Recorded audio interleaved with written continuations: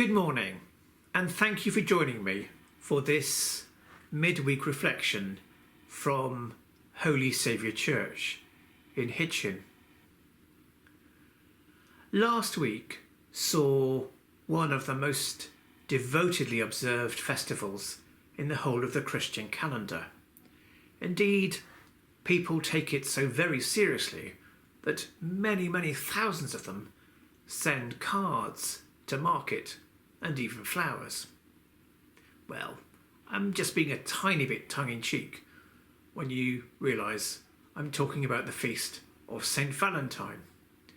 But in all seriousness, Valentine was an historic figure, and he's someone who is worth taking a moment to stop and to think about.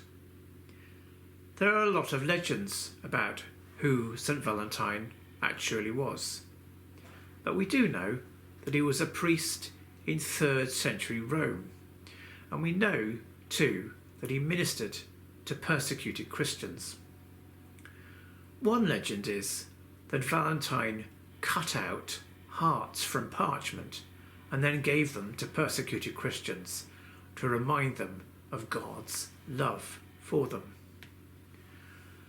In reality, a lot of today's legends about Valentine were invented in the 14th century in England by Geoffrey Chaucer.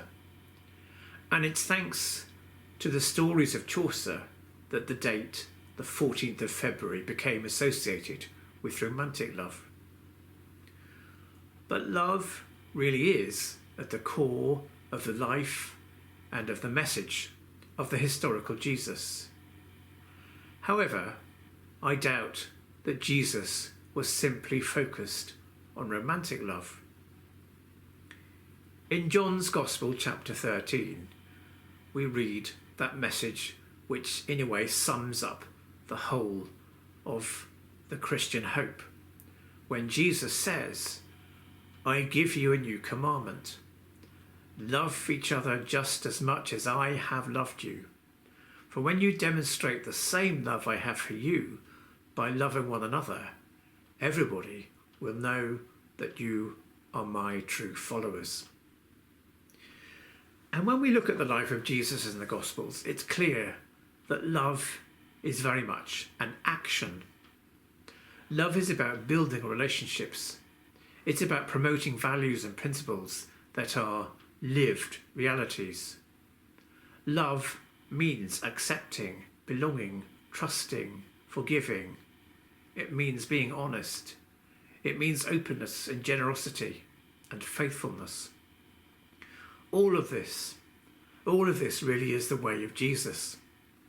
And the person who puts his or her faith in Jesus trusts that Jesus taught the right way to live and accepts Jesus as one's guide to life. So Jesus really is the way, the truth, and the life.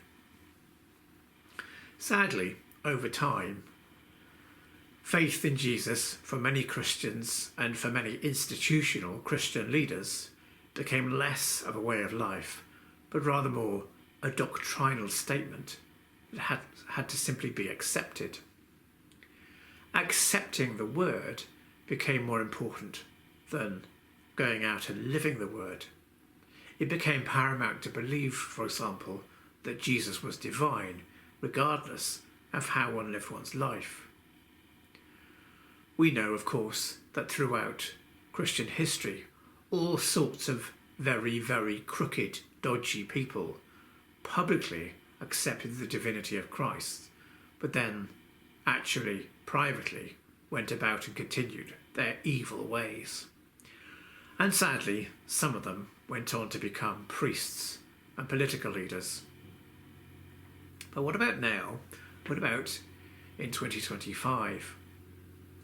Well, we know that the historical Jesus did not focus on himself. He was not ego-centred. He was other-centred. And through his lived spiritual values of courage, cooperation, and fairness, and forgiveness, and faithfulness, Jesus revealed divinity as well as authentic humanity.